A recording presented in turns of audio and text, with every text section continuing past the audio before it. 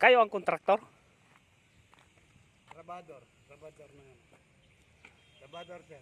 Sino ang kontraktor dito? Walang kontraktor, direct yung may-ari, yung isang maliit na nakita nyo. Nagpagawa?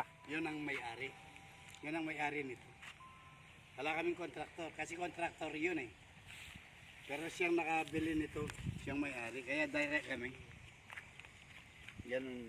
Talagang lukuhan na talaga to eh. Sabi ko sir, kami wala kaming alam kasi sila lang bumili. Ang mga naglukuhan dito, yung mga nagayente, tsaka ano. Oo. Oo. Pero yung nakabili, miski naman ikaw ang nakabili, hindi mo naman alam yan eh, di ba? Mm.